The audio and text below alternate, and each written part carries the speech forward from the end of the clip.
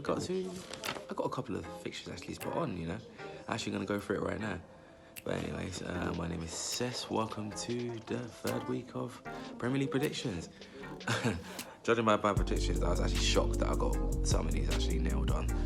I'm just going to go through them right now. I will read over my predictions, what I said from the week 2, and then the final score. I'm going to go through that.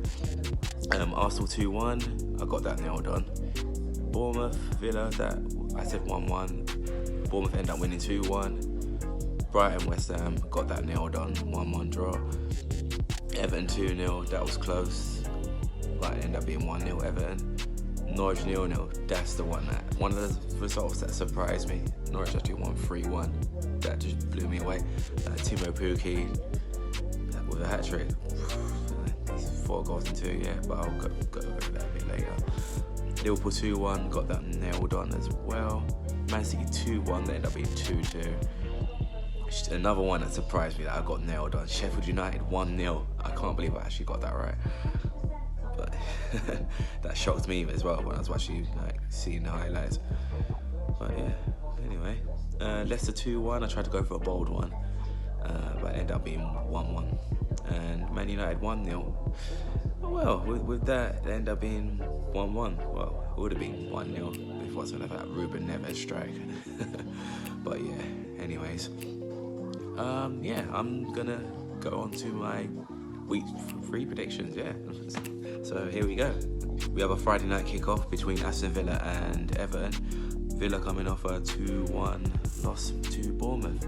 They didn't have the best of starts, gave away a penalty within the first minute. Then they went 2-0 down. And then from there, they pulled one back with a Douglas Costa strike, but then other than that, it just ended 2-1. On the other hand, you've got Everton coming off a 1-0 win against Watford. Everton have not conceded a goal yet. I know, Pickford must be loving life at the moment, haven't conceded yet. It's going to be an interesting game, in fact, for a Friday night game. I know in the past, Villa-Everton always is an entertaining game, but I'm just going to go with the present now.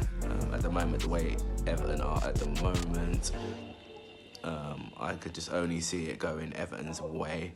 I'm going to go with a 2-0 Everton win. In the early Saturday kickoff, we have Norwich vs Chelsea. This game is going to surprise me, I reckon. The way Norwich won, I couldn't believe it when I saw the result, 3-1. They beat Newcastle 3-1. Timo Pukki seems to be loving life in the Premier League at the moment. 4 goals in 2. He got a hat-trick over the week 2. Yeah, that's caught me off guard.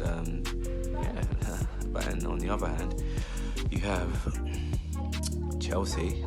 They come off a 1-1 draw against Leicester. It's been a tale of 2 halves, really. Chelsea started off bright, Mason Mount with the goal. Then you had, the second half they didn't look good at all. Did not look good at all. Leicester could have won that, in fact, but they shared the points. But with my prediction, it's going to be a very, very tricky game. I think it'll be for Chelsea. But in the end, I think that Chelsea will come and nick it 2-1. On to the first of our Sunday game. We have the 2 p.m. kickoff between Bournemouth and Manchester City. Bournemouth come with a 2-1 win away from home against Aston Villa. Josh King slotting home a penalty and Harry Wilson scoring. And on the other hand, you have Man City drawing to Spurs, marred by VAR once again.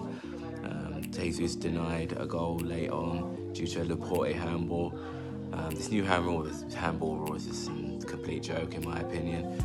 And in fact, City should have had a penalty, in fact, earlier on in the game as well. It pretty much just took him down. I don't know how that wasn't a penalty. I never know. But, anyway, despite that, I still think Man City did play well. They dominated the game, in fact. I don't know how that was a 2-2 game, but yeah, anyway.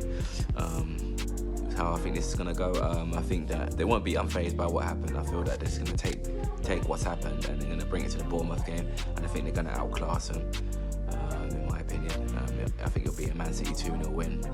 On to the last Sunday game, we have Wolves versus Burnley. Wolves coming off a 1-1 draw against Manchester United. After that amazing strike by Ruben Neves, which nearly got denied by VAR. I can imagine the uproar if that goal got denied because of the build up to the goal. Martinho apparently being offside. But if that goal got disallowed, that would have been a lot of rage, in fact. It's funny how, Wolves fans are still saying FVAR, even though they got the goal after. That's hilarious. On the other hand, Burnley, they made things tough for Arsenal, but they fell short. Ashley Barnes got the goal. So far, he's been having a good start at the moment. He seems to be getting his goal scoring boost. I feel this game, again, it's going to be a very, very close game. Burnley love to make things tough for teams, as do Wolves. I think it'll be a very, very, very tight game. It'll be really close. But I think Wolves will just edge it, just 2-1, just. On the next of our Sunday game, we have Spurs versus Newcastle. Spurs come off a draw against Manchester City. I just looked at the stats of that game. I couldn't believe it. Spurs had 3 shots the whole game. 2 of them ended up being goals. Spurs got saved by VAR, and also a penalty that should have been a penalty. Yeah, I don't know how that was not a penalty. I'm just still baffled by that. But yeah, that's anyway. Newcastle, on the other hand, struggling at the moment, haven't won a game at the moment. Surprisingly, they lost to Norwich. Pookie with a hat-trick. Shelby did get a consolation goal, but that was not enough, in fact. I could just only see it going Spurs' way, really. I just only see it going Spurs' way. I think Newcastle will make it tough in the first half, but I think the second half, the Spurs will turn it on and it'll just end up being a 2-0 Spurs win. Yeah. The next game we have Sheffield United versus Leicester. Sheffield United continuing their good start, coming off the 1-0 win against Crystal Palace. They look like they're going to be a team that's going to be a very annoying team to break down. And you got Leicester on the other hand. They drew with Chelsea. Like I said before, Taylor 2 halves that was. Leicester did not start good at all. Ndini got caught out in the box and Mason Mount scored. Then in the second half, Leicester, they just turned it up. They looked very, very confident. Looked like they were going to go for the win. Ndini, in fact, actually redeemed himself. Bullet header, in fact, it was. Leicester looked like they were going to go for the wins. They had a couple of more chances, but they ended up drawing with this game. I think it's going to be a very, very close game. Being Sheffield United's ground as well, I think it's going to be a really, really tough game for Leicester, but I feel that Leicester are going to win 1-0. Yeah, on to one of the Saturday games between Brighton and Southampton. Brighton coming off a 1-1 draw against West Ham. They're going to feel that they've been hard done by, because in my opinion, I felt that they deserved the 3 points. They had their chances. They had a goal ruled off because of VAR. Tossard got the goal for Brighton. Tossard looks like a really good player, to be honest. It's going to be interesting to see what more he can do in the Premier League, but so far he looks very, very impressive. Southampton, on the other hand, they got edged out by Liverpool 2-1. Danny Ings got the brilliant assist from Adrian. Despite all that, it's funny that Brighton have never beaten Southampton. Yeah, in the Premier League, they've never beaten Southampton. I think they've had 4 games. 3 of them have been draws, and then 1 of them Southampton won. So yeah, you could think that this has got draw written all over it, but I think Brighton are just going to nick it 1-0 due to how they've been playing at the moment.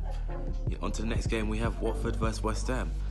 Watford, not a good start for them. 2 losses in 2 games. They've not scored a goal yet. They end up losing 1-0 to Everton. They had a few chances. Dawson hitting the bar. And Dini had a chance as well. They end up falling short. West Ham, on the other hand, they drew 1-1. The performance wasn't great. I felt that they got lucky in a way. And the lineup was a bit suspect as well. But it's Brighton. We struggle with Brighton all the time. We haven't beaten them. And yeah, still haven't beaten them, but at least it's a point that we respect, I'd say, because I did predict it. Just the way things have gone with us against Brighton. I just knew it was going to go either we lose or we draw with them. I didn't see us beating them at the Amex. This game against Watford, last season we actually battered them at their ground at the last game of the season. This season it's going to be a closer game.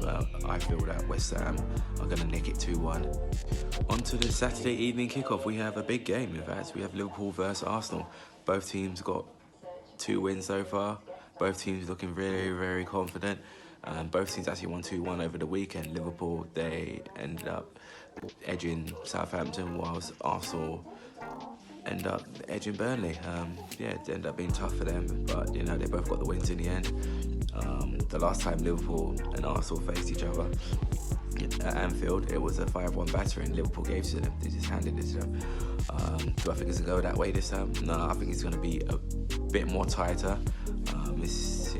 A lot of things could happen. I can't really. It's one of them games where I just think I can't really predict it. It's going to be really, really tough. But you got to do it in the end. It will be a very close game. In fact, I think Liverpool being at Anfield, I think it's going to edge it. They'll edge it. I think it'll be a 2-1 Liverpool win. On to the next game, we have Man United versus Palace. Man United coming off a 1-1 draw against Wolves. Martial, they got the goal.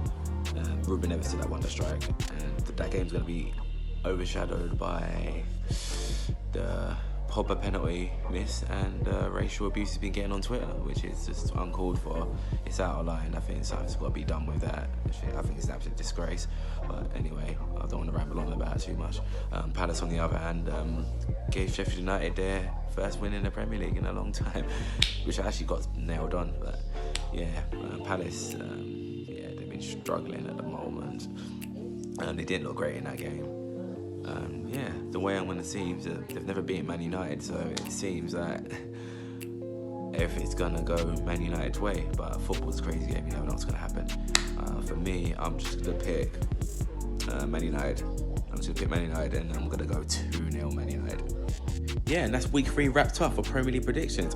In week 2, I got 4 right, so hopefully I want to improve on that. If I can ever get a clean sweep before the season ends, that would be absolutely amazing. At least once. I need a clean sweep at least once, man, of getting results right. But that would be amazing. If I get once right, then I'll be good. I want your thoughts. I want your thoughts below. Comment down. I want your predictions. Let me know. My name is Seth. This is from ING United. Like this video, subscribe, share it. My Twitter will be below, like I said, if you want to get a hold of me as well. I won't be at the Watford game. I'm very busy at the moment. Work's time me over at the moment. That's it really. Hopefully things go well. Hopefully West Ham get that win, that first win on board. And that's that really, man. Hopefully things go well this week. Come on, you Irons.